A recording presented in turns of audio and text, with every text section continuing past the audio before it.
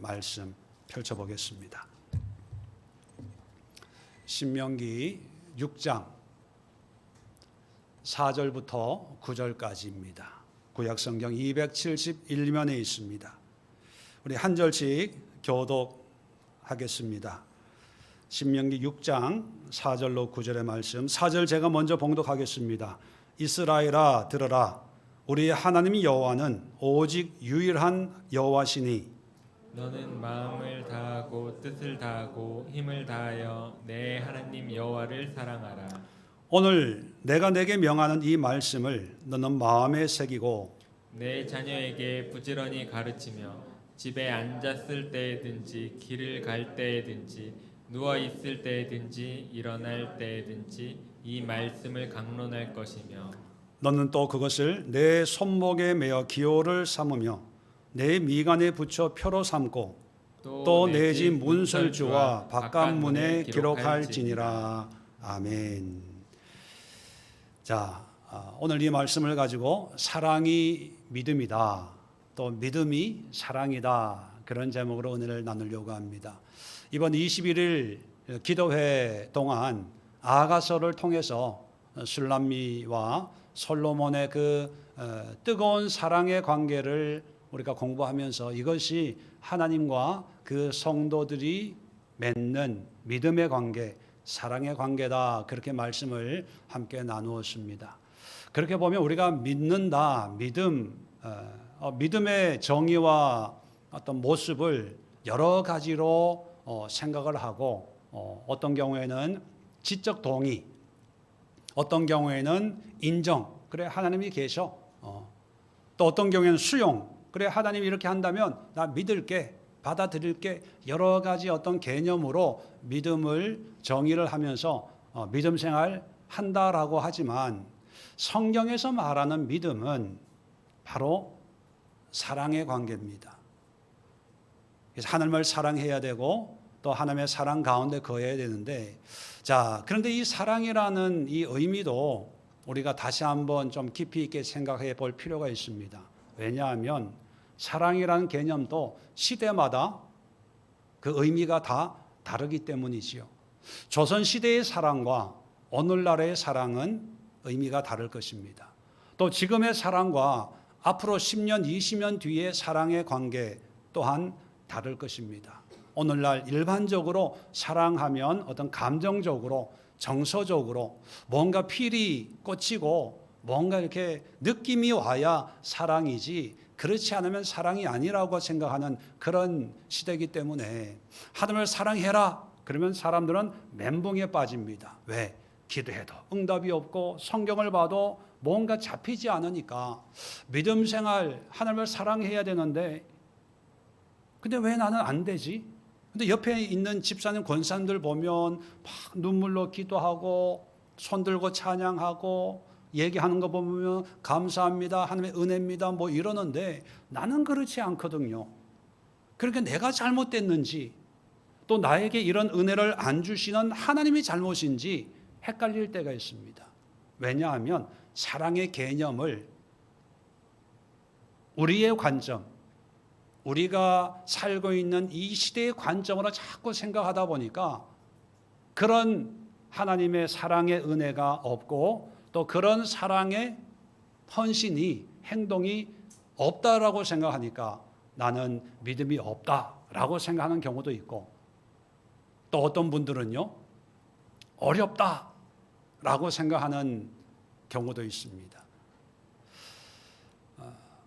제가 이번 21일 기도를 하면서 성경에 특히 이제 구약 성경, 신약 성경에는 사랑에 관한 말씀이 많지 않습니까? 하나님은 사랑이시라, 세상을 이처럼 사랑하사 독생자를 주셨으니. 근데 구약 성경에 사랑이라는 그 용어를 어떤 책에서 많이 사용하고 있을까 한번 찾아봤습니다. 구약 성경에서 사랑이라는 단어가 가장 많이 나오는 책이 무슨 책일까요? 어디에서 많이 나올까요? 자, 가장 많이 나오는 책이요, 아가서입니다. 아가. 8장밖에 안 되는데 이 아가서에 약 55번 정도 사랑이 나와요. 예. 제일 많은 사랑의 이야기를 쓰고 있고, 두 번째로 많이 사용하는 책이 뭘까요? 예, 시편입니다. 시편은 양이 150편이 되니까 거의 약 50번 정도 등장을 해요. 세 번째로 많이 등장하는 책이 뭘까요? 눈치껏 바로 신명기예요.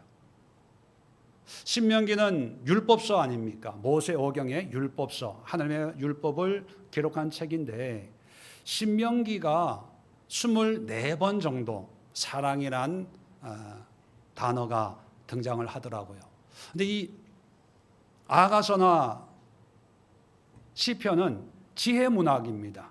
시와 노래로 되어 있기 때문에 어떤 사랑의 감정을 자연스럽게 표현할 수 있다라고 생각을 할 수 있지만, 이 신명기는 율법서고 모세오경인데 좀 어떻게 보면 좀 딱딱하고 어떤 율법적인 어떤 그런 엄격한 규정과 규례가 기록되어 있는 책인데, 24번 아가서나 시편에 비하면 절반밖에 안 되지만 24번이 사용되었다는 게 좀 특이하고 또 새로운 의미를 주고 있습니다. 24번이 뭐 그렇게 분량이 많냐, 그렇게 생각할 수 있는데요. 다른 모세오경 중에 창세기를 보면, 창세기는 율법서라기보다는 어떤 족보와 같습니다. 우리 조상들의 어떤 삶의 행적을 기록하고 있는데, 여기에도 한 15번 정도, 6번 정도 사랑이 등장을 합니다. 근데 출애굽기, 레위기, 민수기, 이제 본격적으로 율법서를 보면 출애굽기에는 딱 2번,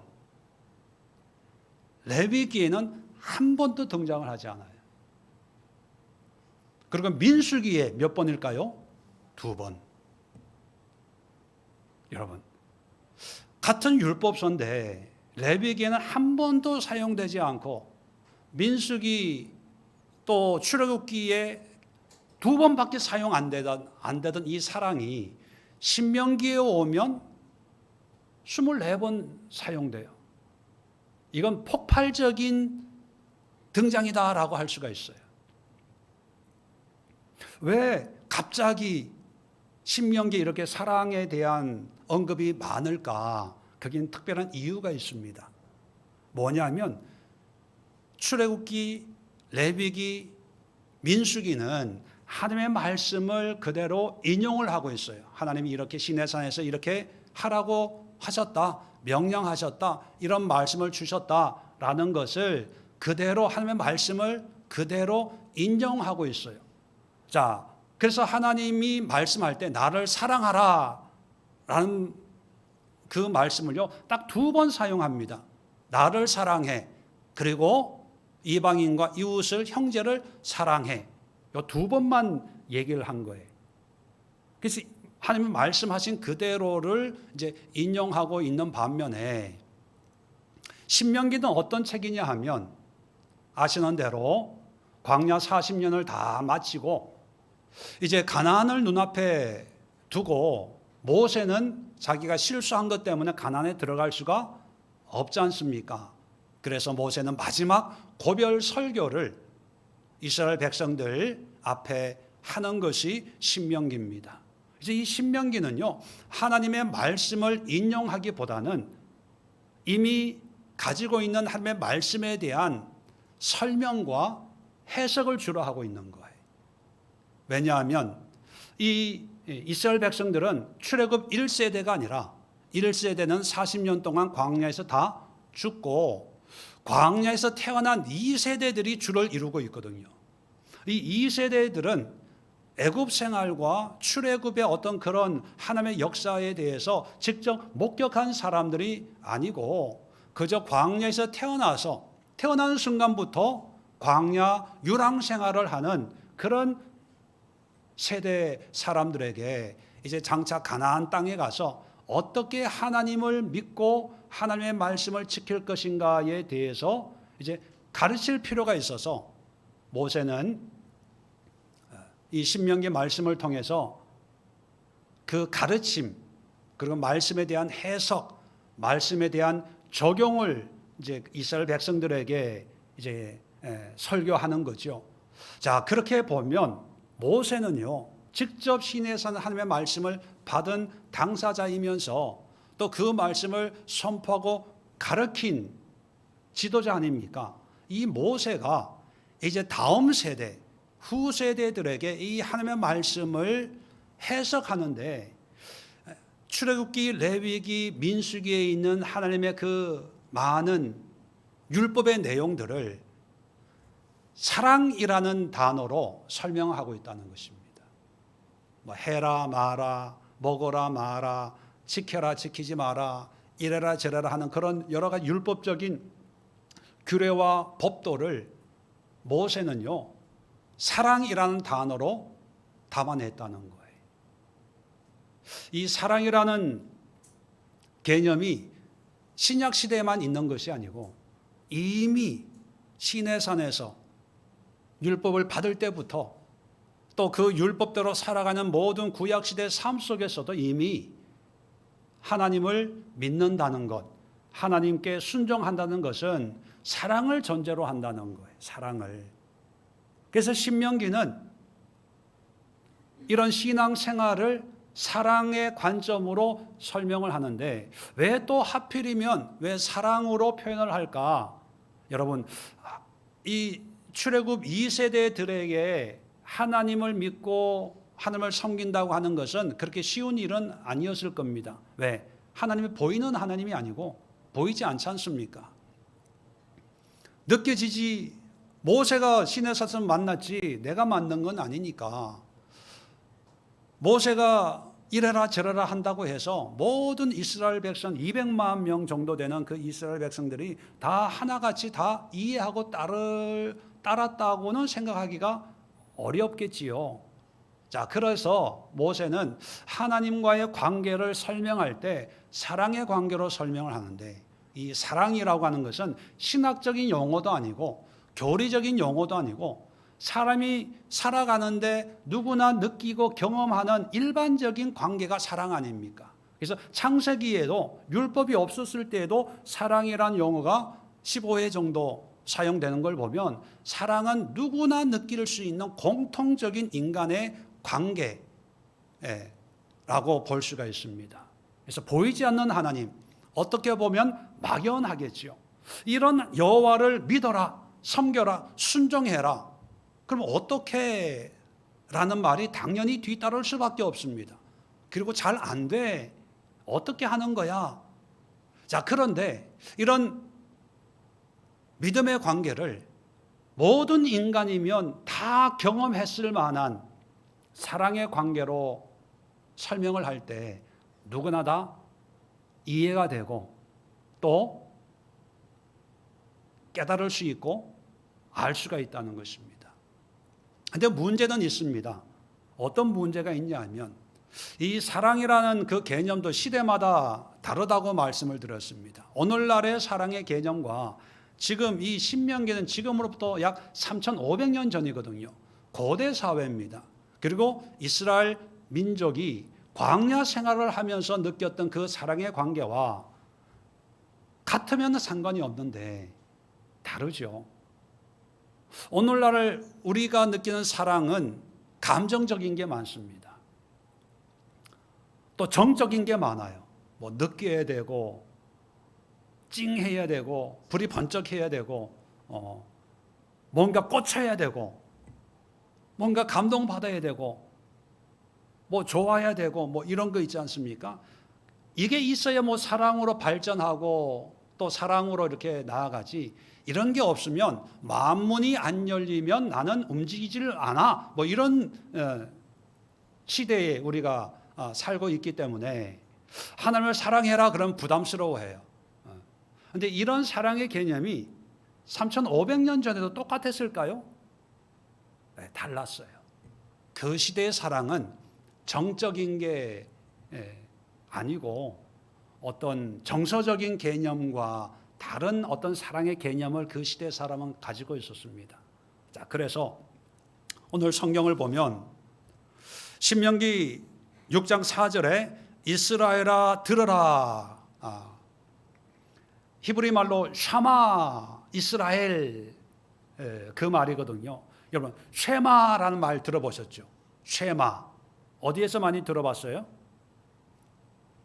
쉐마 교육법, 주일학교, 아이들 양육, 이스라엘 교육법이 이제 전 세계적으로 이제 알려지면서 이 쉐마 교육법 해서 어릴 때부터 하나님의 말씀을 양육하고 신앙 훈련을 하는, 그래서 한국에는 이 쉐마 교육법이 주일학교에 이제 수입이 돼 가지고 쉐마 이스라엘 하면 자녀 교육, 주일학교 교육, 어린이 어떤 신앙 교육의 어떤 교과서처럼 그런 이미지가 박혀 있는 경우가 있습니다. 근데 원래는요, 쉐마 이스라엘은 자녀 교육이 아니고 일반적인 신앙 생활에 대한 말씀이에요.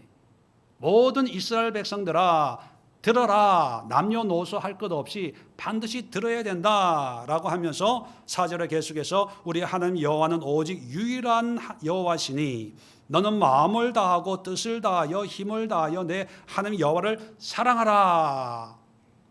자, 하나님을 사랑해야 되는데 모세는요, 그냥 무조건적으로 맹목적으로 하나님을 사랑해, 하나님을 믿어 이렇게 얘기하지 않고 이제 신명기 설교를 하면서 1장부터 5장까지를 보면 지금까지 출애굽해서 40년 동안 광야 생활을 한 여정을 얘기합니다.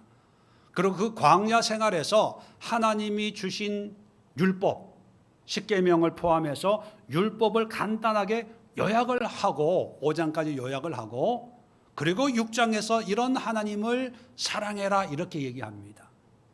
그 이유가 있습니다. 말씀드렸던 것처럼 오늘날의 사랑의 방법은 그 당시의 감정이 중요해요. 필이 꽂히면 그때부터 이제 사랑에 빠지는데, 유대인들, 이 3,500년 전에 유대인들의 어떤 사랑법, 특히 하나님과의 관계에서는요, 사랑하기 전에 먼저 지나온 과거에 지나온 그 삶 속에 하나님이 역사하시고 인도하시고 함께 하신 것을 깨닫는 것이 먼저 우선돼야 된다는 거예요. 왜냐하면 하나님은 어제나 오늘이나 영원토록 변함없는 분이고, 하나님은 우리의 창조주시고, 우리가 믿든 안 믿든 인정하든 하지 않든 하나님은 늘 우리 삶 속에 개입하신 분이다는 그런 전제가 있기 때문이지요. 그래서 하나님을 사랑한다, 다시 말하면 하나님을 믿는다라고 할 때 우선순위가 뭐냐면, 먼저 전제가 뭐냐면, 과거에 난 하나님을 안 믿었어요. 하나님을 인정하지도 않았어요. 교회 다니지도 않았어요. 그런데 지금 하나님을 믿는다고 한다면 지나온 나의 과거, 나는 안 믿었지만 그래도 하나님은 내 삶 속에 개입하시고 인도하시고 간섭하시고 함께 하시면서 지금까지 하나님이 나에게 이런 사랑을 베풀어 주셨구나, 이걸 깨닫는 게 첫 번째라는 거예요. 어떤 분들은 신앙생활을 할 때 하나님을 믿는 이유가 앞으로 하나님이 나를 축복하실 거야, 앞으로 나를 지켜주실 거야, 어떤 미래에 대한 어떤 보상, 기대를 가지고 신앙생활을 하는 분들이 있습니다. 그런데 그런 분들은요, 그런 신에 오래 가지 못합니다. 왜냐하면 미래를 누구나 알고 사는 게 아니라 어려운 일, 힘든 일, 좋은 일 이런 게 생기지 않습니까? 그런데 안 좋은 일 생기면 내가 예수 믿는데 왜 이런 안 좋은 일 생겨? 어떤 분들은 교회 다녀서 안 좋은 일 생긴가 봐, 나 교회 안 다녀야지, 뭐 이런 반응이 일어나거든요. 미래는 불확실합니다. 근데 과거는 어떤 과거입니까? 확정적인 과거에 지나온 삶이 사실이고 팩트고 바꿀 수 없는 거예요. 그런데 그 바꿀 수 없는 지나온 삶 속에 하나님이 내 삶을 간섭하시고 인도하셨다라는 것을 깨달을 때 그 깨달음을 통해서 사랑이 시작이 된다는 것입니다. 그래서 모세는 처음부터 여호와를 사랑해라 얘기하지 않고 지금까지 우리가 어떻게 살아왔는지, 어떤 여정을 겪었는지, 하나님이 우리에게 어떤 말씀으로 우리를 믿음으로 인도하려고 우리를 사랑해 주셨는지를 1장부터 5장까지 아주 압축적으로 요약해서 설명하고 있는 거지요. 요한일서 4장 19절에 우리가 사랑함은 그가 먼저 우리를 사랑하셨음이라. 우리가 하나님을 사랑하는 것은요, 우리가 먼저 하나님을 사랑하는 게 아니라 하나님이 우리를 먼저 사랑했기 때문에 우리가 사랑한다, 이런 말씀을 합니다. 이 얘기는 뭐냐면 하나님의 먼저 사랑을 우리가 먼저 깨달아야 돼요. 그러면 하나님의 먼저 사랑한 것을 어디서 깨닫냐? 우리의 과거에서 깨닫는 거죠. 내가 하나님을 안 믿었을 때, 술 먹고 방탕하고 세상 속에 있을 때도 하나님은 나를 불쌍히 여기시고 나를 지키시고 인도하시고 지금까지 이렇게 나를 사랑하셨구나, 이걸 깨달아야 된다는 거예요. 그래서 여러분, 믿음이라고 하는 것은요, 과거의 내 삶 속에 역사하신 하나님에 대한 사랑, 하나님의 역사, 이걸 인정하지 못하면 결코 믿음이 생겨날 수가 없어요. 과거의 하나님의 역사, 비록 나는 그 하나님의 역사를 그 당시는 몰랐다 하더라도 지금 내가 뒤돌아보면 내가 망한 것도 하나님의 은혜였구나, 내가 병든 것도 하나님의 뜻이었구나, 내가 이렇게 그때 그렇게 방황한 것도 다 하나님이 뜻한 바가 있어서 그런 과정을 겪게 하셨구나, 이런 해석, 이런 깨달음이 없으면 결코 하나님과의 믿음의 관계가 세워지지를 못한다는 것입니다. 그래서 사랑이라고 하는 것은요, 해석의 영역입니다. 해석. 뭐 찡하고 뭐 뜨거워지고 뭔가 불이 번쩍하고 뭐 콩깍지가 씌워지고 이런 게 아니라 해석의 영역이에요. 사랑의 해석을 하면 하나님이 하셨구나, 하나님의 인도구나, 하나님의 뜻이었구나. 두 번째, 이 사랑의 개념은 어떤 개념이냐면, 너는 마음을 다하고 6절에 보면 오늘 내가 내게 명하는 이 말씀을 너는 마음에 새기고. 자, 마음에 새긴다는 것은 그냥 말씀을 가까이 한다는 의미가 아니라 깊이 마음에 각인한다는 건데, 말씀을 각인한다는 그 의미를 막 암송하고 묵상하고 이런 의미가 아니라, 아가서를 보면 아가서의 8장 6절에 이런 말씀이 있습니다. 술람미가 솔로몬을 향해서 너는 나를 도장같이 마음에 품고 도장같이 팔에 두라. 도장, 인장을 비유를 하면서 사랑을 고백하고 있었죠. 도장같이 품고 도장같이 두라라고 하는 것은 나는 당신의 소유입니다. 당신은 나의 소유입니다. 도장을 찍으면 어떤 소유권이 이전이 되는 것처럼 사랑을 하면 서로가 서로에게 속하는 그런 관계가 회복이 되죠. 그래서 도장같이 마음에 품고 도장같이 팔에 두라, 이것이 새긴다는 의미, 원어적으로 새긴다는 의미다, 그렇게 말씀을 드렸는데, 마음에 새긴다라고 하는 것은요, 나의 가장 소중한 존재로 인정합니다, 고백합니다, 그런 뜻입니다. 그래서 사랑이라고 하는 것은 감정적인 영역을 벗어나서 의지적인 영역에서 나는 당신을 가장 소중한 존재로 여기겠습니다, 인정하겠습니다, 그런 고백이 있다는 것입니다. 자, 내면적인 고백만 있는 것이 아니고 7절에 보면 내 자녀에게 부지런히 가르치며 집에 있을 때, 길을 갈 때, 누웠을 때, 일어날 때 이 말씀을 강론할 것이며, 강론이란 게 뭡니까? 자세하게 가르치고 설명하는 거예요. 내가 사랑하는 사람이라면 그 사람에 대해서 누구에게든지 설명할 수 있는 거죠. 예를 들어서 청춘 남녀가 사랑을 하는데 어떤 사람에게 너 사랑하는 사람이 어떤 사람이냐 물어보면 자세하게 얘기를 합니다. 집안은 어떻고 직업은 뭐고 취미는 뭐고 뭐 이런 걸 얘기하는데 만약에 어떤 사람에게 똑같이 물어봤는데 잘 모르겠는데요.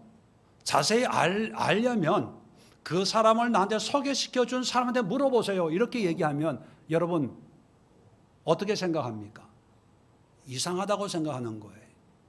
지가 사랑하는 사람이면 지 입으로 얘기를 하지 소개해 준 사람한테 물어봐?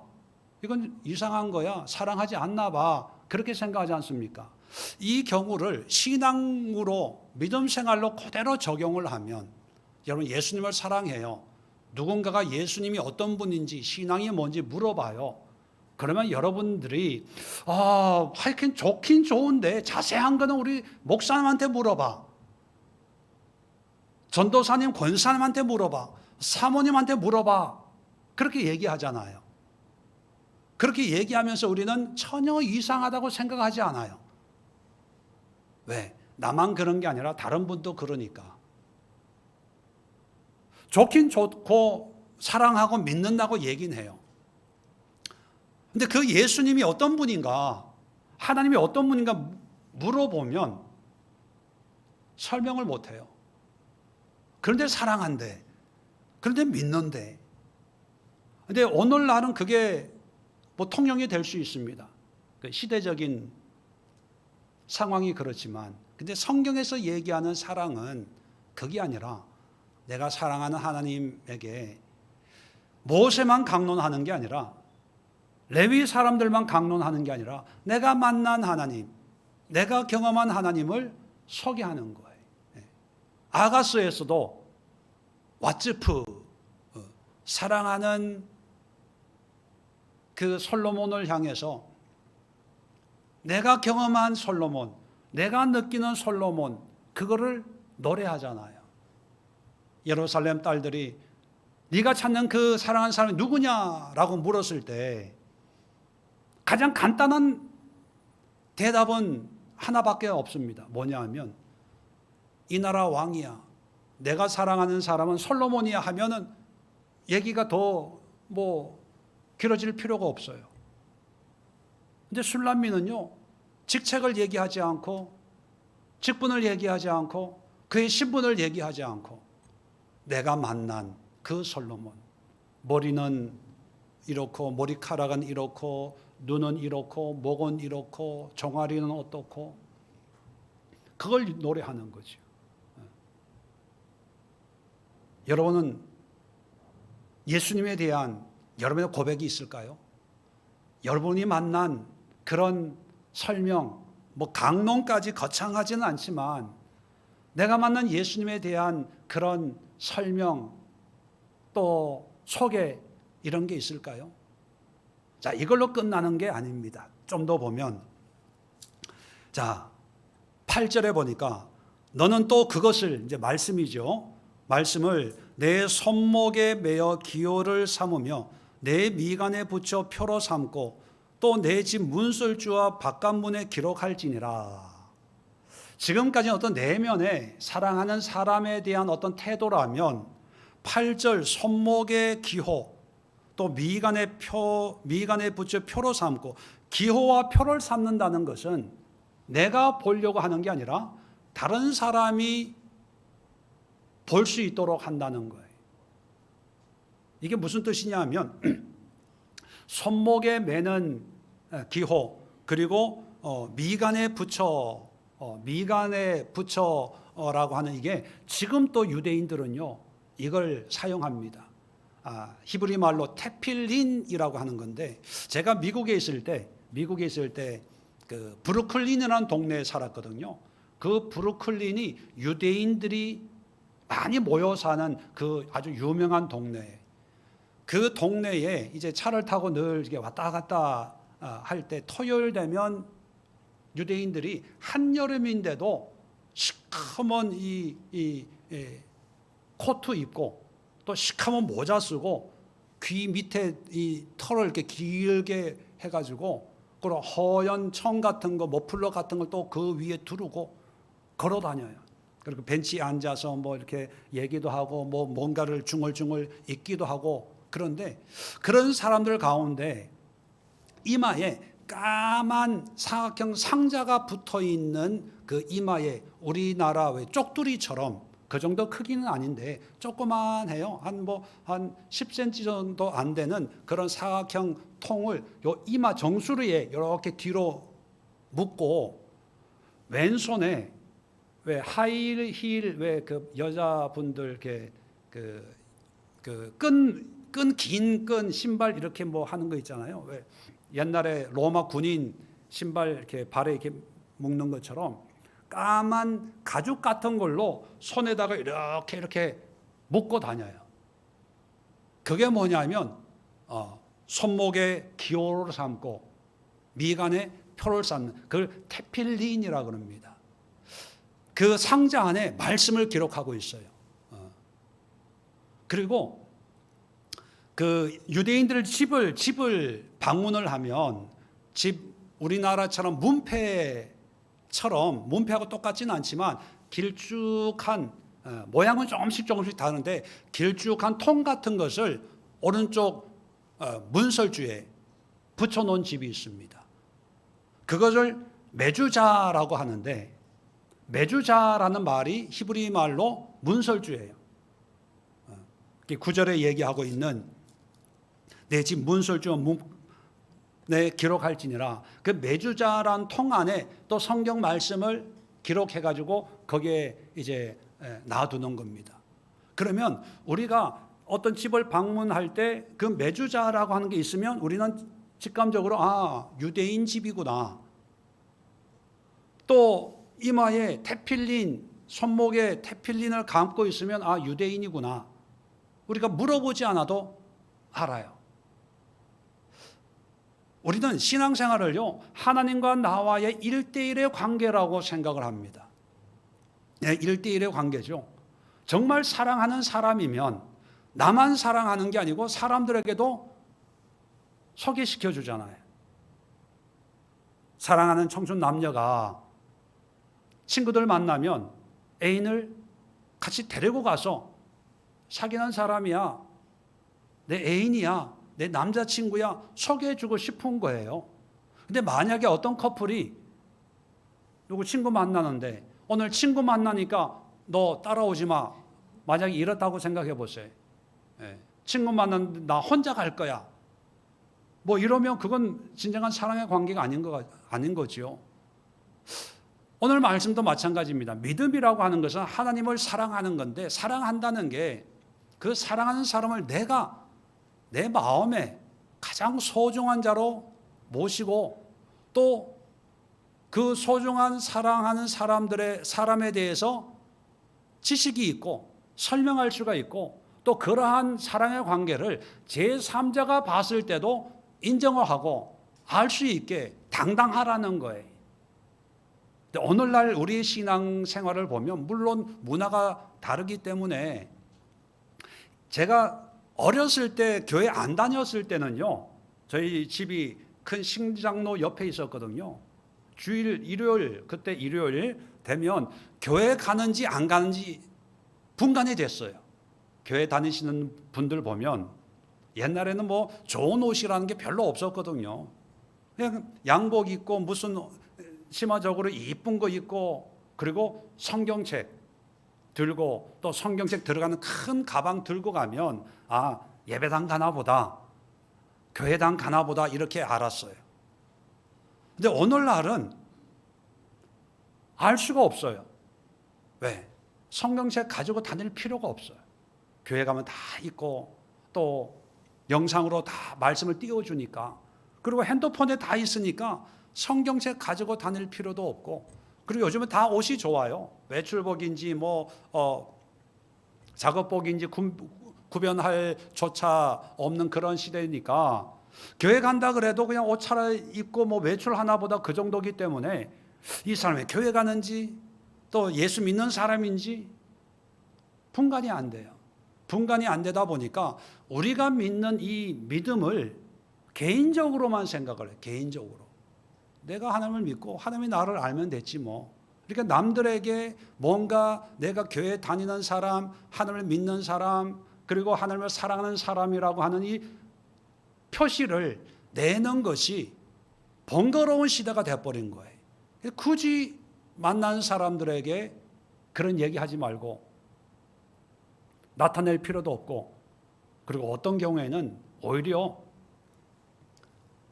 포장을 하죠. 신앙생활 안 하는 사람. 뭐 안 한다고 표현은 하지 않겠지만 드러내지 않는 거죠. 제가 007 성도라고 그러죠. 007 성도. 아니면 이순신 스타일. 내가 교회 다니는 것을 아무도 알게 하지 마라. 시대가 그러니까 어쩔 수 없다고 하지만, 그런데 거기에 대한 부작용이 엄청납니다. 여러분, 나 혼자 신앙생활하고 007 작전하듯이 이순신 장군처럼 그렇게 신앙생활하면 내가 하고 싶을 때는 하지만 하기 싫을 때는 안 해요. 적당히 타협해. 왜? 그걸 주변 사람들이 모르니까. 근데 우리가 커밍아웃이라고 얘기하죠. 커밍아웃. 나는 예수 믿는 사람입니다. 나는 어느 교회 집사입니다. 권사입니다. 나는 기도하고 말씀 보고 예배 참석하고 봉사하고 하는 사람입니다. 라는 것을 주변에 알리면, 이제 그렇게 살지 않으면 주변 사람들이 걱정해요. 아니, 교회 다니는 사람이 그러면 어떡합니까? 예수 믿는 사람이 그러면 어떡합니까? 그래서 내 마음대로 행동을 못하게 되는 거지요. 여러분, 하나님을 사랑한다, 하나님을 믿는다라고 하는 것은 내가 가장 사랑하고 소중하고 가치 있는 그런 존재로 여기기 때문에 내 삶에 당당한 거예요. 의지의 문제라는, 의지의 문제. 각오와 결단과 헌신의 영역이지 그저 사랑. 그래서 어떤 분들은 목사님 기도하면요 뭐가 뭐 보이고 뭐 성경 읽으면 뭐 뜨거워지고, 그건 잘못 알고 있는 거예요. 그건 자기가 가지고 있는 어떤 사랑의 개념으로 성경에 있는 사랑을 해석하려고 하는 거지, 성경의 사랑은 절대로 뜨거워지고 이런 것만이 아니에요. 뭐 그런 성령의 역사도 분명히 있지만 의지예요. 헌신이에요. 결단이에요. 주변에 선포하고 얘기하고 보여주고 나는 이렇게 살 겁니다. 이렇게 행동할 겁니다. 하나님을 최우선 여길 겁니다. 이런 자기의 의지를 보여주는데, 근데 그런 의지가 없는 사람 자꾸 뭘 탓하냐 하면 그런 믿음이 안 생긴대요. 그런 마음이 안 생긴대요. 참 이렇게 얘기한 사람들은 뭐부터 설명해야 될지 몰라요. 그런 마음 생기면 안 믿을 사람 하나도 없게요. 자, 세 번째 중요한 말씀을 하는데 7절에 보면 내 자녀에게 부지런히 가르치며 집에 앉았을 때든지 길을 갈 때든지 누워 있을 때든지 일어날 때든지 이 말씀을 강론할 것이며, 자, 갑자기 자녀 얘기가 나와요. 아까도 말씀드렸지만 쉐마 이스라엘 이 말씀을 7절로 연결해서 자녀 신앙 교육, 자녀 양육에 대한 말씀으로 교육법으로 이해하는데, 여러분 여기서 자녀를 얘기하는 것은 자녀를 이렇게 신앙생활 뭐 믿음을 양육해야 된다는 얘기가 아니고요. 하나님을 사랑한다는 사람이라면 이렇게 신앙생활을 해야 되는 거야 라고 하는 거예요. 자녀 교육이 아니라 부모 교육이고, 어떤 성도들, 모든 성도들이 이런 삶을 살아야 된다, 그걸 얘기하는 거거든요. 그런데 왜 갑자기 자녀냐? 부모 자녀의 관계는 동서고금을 막론하고 가장 소중한 존재가 부모에게 자녀잖아요. 그러니까 내가 예수를 믿는다면 나의 가장 소중한 사람에게도 가르칠 수 있어야 돼. 전할 수 있어야 돼, 그거예요. 그래서 이 자녀라고 하는 것은 나의 가장 소중한 사람의 어떤 상징, 대명사라고 보면 됩니다. 자녀가 될 수도 있고 남편이 될 수도 있고 아내가 될 수도 있고 친구가 될 수도 있고, 가장 소중한 사람에게 내가 전할 수 있는. 근데 어떻게 전합니까? 그냥 전하는 게 아니라 부지런히 가르치고, 집에 있을 때, 길을 갈 때, 누웠을 때, 일어날 때 이 말씀을 강론할 것이며, 누가 예수 믿으라는 것을 이렇게 얘기하면 아마 노이로제에 걸려가지고 미친 사람 아니야 이럴 수 있어요. 자녀들에게 여러분, 집에 있을 때도 예수 믿어야 돼. 또 길을 갈 때도 예수 믿어야 돼. 잠자려고 하는데 예수 믿어야 돼. 아침 일어나자마자 예수 믿어야 돼. 이러면 예수 믿겠어요? 여러분, 지금 여기서 말하는 것은요, 문자적으로 우리식으로 이해하고 싶은 그런 방법으로 이해하는 게 아니라, 여러분, 집에 있을 때, 집에 앉았을 때라고 하는 것은 말 그대로 집에 있을 때, 같이 생활할 때, 그리고 길을 갈 때라고 하는 것은 여행할 때를 얘기합니다. 길을 떠날 때. 지금 이 사람들은 40년 동안 광야 방황하고 있잖아요. 집에 있을 때라고 하는 건 정착했을 때, 길을 갈 때라고 하는 건 또 이제 이동을 해야 되는 거예요. 오늘날로 보면 여행, 출장, 어디 집을 떠나서 객지 생활을 할 때, 그럴 때를 얘기한 겁니다. 또 누웠을 때, 잠잘 때도 있지만 병들었을 때, 어려울 때, 낙심됐을 때, 의기소침했을 때, 절망했을 때, 일이 잘 안 풀릴 때, 이런 의미로 누웠을 때입니다. 반대로 일어날 때는 언제입니까? 아침에 일어날 때만을 의미하는 게 아니라 뭔가 새로운 일을 시작하려고 할 때, 일이 잘 풀릴 때, 좋은 일이 있을 때, 뭔가 계획을 세울 때, 이럴 때예요. 이럴 때에 부모로서 자녀에게 가장 전하고 싶은 게 내가 사랑하는 가장 소중한 것, 그걸 전할 수 있어야 된다. 이게 사랑이다. 그렇게 얘기하는 거예요.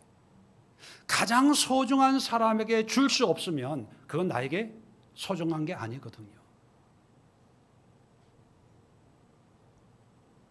오늘날 우리 자녀들에게, 부모로서 자녀들에게 가장 주고 싶은 게 뭡니까? 돈. 그래서 한국 부모님들은요, 나이 들어도 절대로 돈을 안 써요. 안 쓴 이유가 뭐냐면, 내가 죽더라도 자식들한테 유산이라도 한 푼도 남기려고. 왜? 돈이 중요하다고 생각을 하죠. 또 중요한 게 뭡니까? 교육. 8월 4일에 우리 여름 캠프가 있지만, 제가 미국에 사역할 때요, 전도사로 사역을 할 때 여름에 이제 여름 수련회를 하는데, 이제 아이들 부모님들에게 이제 전화를 다 하죠. 언제부터 수련회를 합니다. 그러면 방학 때는 다 이제 수련회 참석하는 게 그게 불문율처럼 그렇게 됐었는데, 이제 해가 바뀌면서 조금씩 이제 학원 가는 애들이 있어요. 미국에도 학원이 있습니다. 여름 썸머 스쿨 해서 학원 입시 준비 근데 처음에는 이제 그렇게 믿음이 없는 초신자 자녀들이 이제 빠지다가 나중에는 안수 집사님 자녀들이 빠지는 거예요. 그다음에 장로님 애들도 빠지는 거예요. 어떤 경우에는요, 부장 집사님 애들도 빠진대요. 왜? 썸머스쿨 때문에, 입시 때문에. 그러니까 처음에는 그래도 애 보내셔야죠. 그렇게 했는데, 이젠 장로님 자녀도 빠지고, 안수 집사님, 부장 집사님, 어떤 경우에는 교사 자녀도 빠져요. 교사 집사님은 참석하는데, 애들은 바빠서 못 온다는 거예요. 그다음부터는요, 참석하라고 얘기를 못 하는 거예요. 그러잖아요. 장로님 애들도 학원 가는데, 무슨 말로 참석하라고 저걸 하겠어요. 아마 지금은 모르지만 지금은 아마 더 하지 않을까. 이제는 참석하라고 전화하지도 못하고 그냥 광고만 하고 참석 신청서만 내도 아이고 아마 참가 신청만 해도 아마 두 손 들고 고마워하지 않나 그런 생각을 합니다. 그래서 주일 학교가 어떤 분들은 한국의 주일 학교가 죽었어. 주일 학교가. 주일 학교 교육이 잘못됐어. 주일 학교 담당 목사님, 전도사님 기도 안 해서 그래. 뭐 그렇지만 여러분, 사실 주일 학교 죽은 게 누구 때문입니까? 주일 학교 전도사예요, 교사예요. 누구 때문이에요? 부모 때문이에요. 부모들 때문에. 부모들이 하나님에 대한 사랑의 확신이 없으니까 입시가 중요하고 돈 버는 게 중요하고 학교 내신이 중요하고 뭔가 이게 성취하고 이루는 게 중요하다 보니까 야, 신앙생활 대학 가서 해. 대학 가서. 여러분, 대학 가서 신앙생활 평생 못해요. 때를 놓치면, 여러분 경험해 보셨잖아요. 내가 믿고 싶다고 믿어집니까? 다 때가 있거든요. 그 때를 다 학교 때문에, 돈 때문에. 자녀의 신앙은요 100% 부모의 신앙이라고 봐요. 부모의 신앙. 그리고 나중에 후회하는 거예요. 왜 제가 예수 안 믿었지? 본인이 그렇게 산 거예요. 본인이 그런 모습을 보여준 거예요. 본인이 자녀들을 가장 소중한 것으로 전하지를 못하고 본인에게도 믿음이 소중하지 않았거든요. 본인도 교회 다니지만 예수님이 가장 소중한 사랑하는 존재가 아니니까 더 급한 걸로 자꾸 바꾸는 거예요. 예수님이 자꾸 우선순위에서 멀어지는 거죠. 그리고 나서 나중에 신앙을 찾으니까 안 되는 거죠. 정리를 하면 모세는 하나님의 말씀을 직접 받아서 직접 백성들에게 가르친 장본인입니다. 이 장본인이 그 하나님의 율법, 하나님을 믿는 그 신앙을 한 단어로 요약했는데 그 요약한 게 사랑이에요. 이 사랑은 세 가지 영역에서 사랑의 의미를 가지고 있습니다. 첫 번째, 우리 인생을 해석하는 해석의 영역이에요.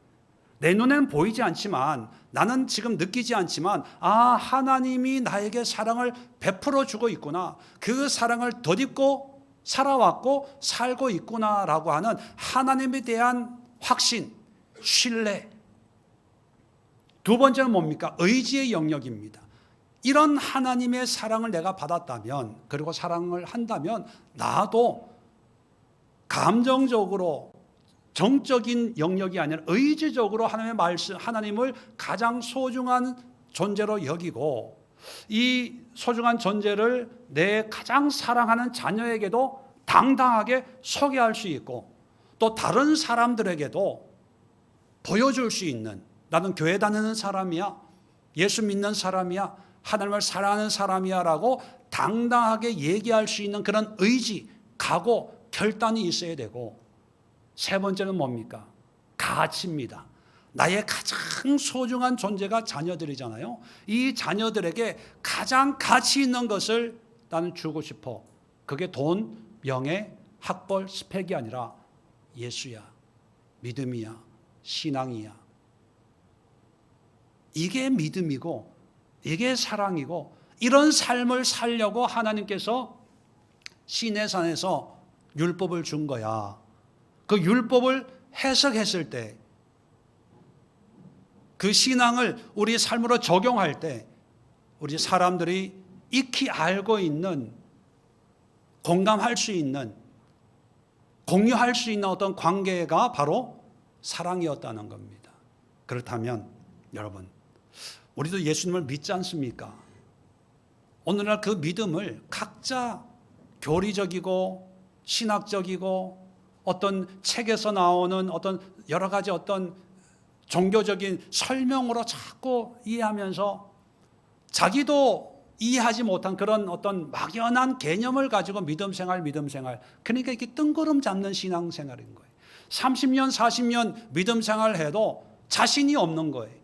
확실치가 않는 거예요. 보여지지가 않고 잡히지가 않고, 그러니까 누가 물어봐도 목사님한테 물어봐, 전도사님한테 물어봐, 잘은 모르겠어. 그런데 신앙생활을 열심히 해요. 그런데 봉사는 열심히 해요. 그래서 혼자 있을 때 자꾸 의심이 드는 거예요. 진짜 너 구원 받은 거 맞아? 진짜 하나님 믿는 거 맞아? 내가 죽으면 정말 천국 갈까? 내 믿음에 확신이 없는 거예요. 왜 없냐? 그 믿음의 개념을 모호하게 설정을 했기 때문입니다.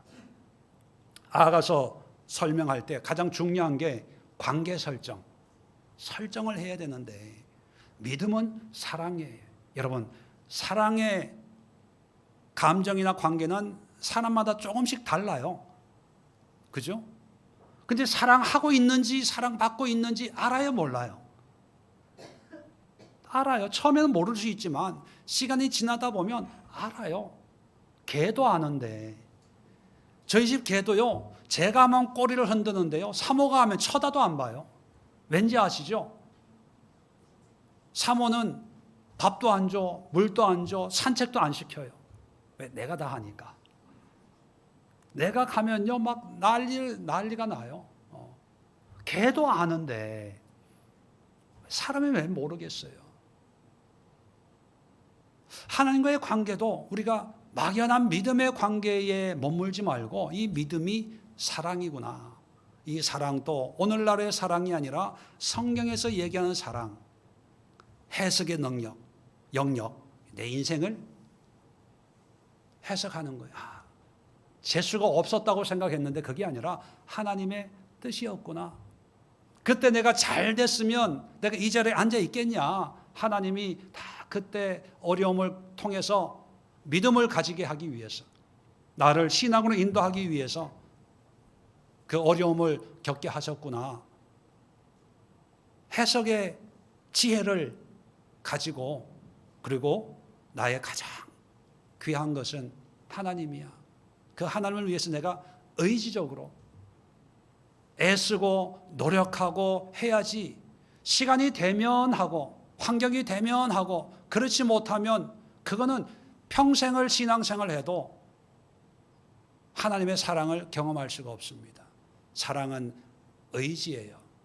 결단입니다. 헌신입니다. 세 번째는요, 가치입니다. 가장 중요한 가치. 다른 거와 타협할 수 없는. 그래서 기도해야 되고 예배 드려야 되고 신앙생활 해야 되고 헌신해야지. 우리의 삶은요, 늘 중요한 가치를 공격하는 또 다른 가치들이 늘 와서 충돌을 해요. 오늘 교회 갈까 말까, 할까 말까, 성경 읽을까 말까, 기도할까 말까, 늘 급한 일들이 끊임없기 때문에 여러분, 사랑은 뭐예요? 그 모든 것을 제하고 극복하고 그래도 나는 당신을 만나러 이렇게 뛰어왔어. 이럴 때 그 사랑이 더 값져지는 거거든요. 시간 널널할 때 와가지고 나는 당신을 사랑하기 때문에 왔어요. 이거는 사랑을 빙자한 심심풀이죠. 가지고 놀려고 하는 거죠. 사랑은 믿음이다.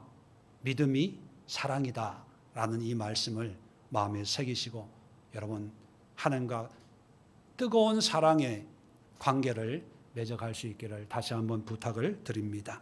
기도합니다. 좋으신 하나님 아버지, 은혜와 사랑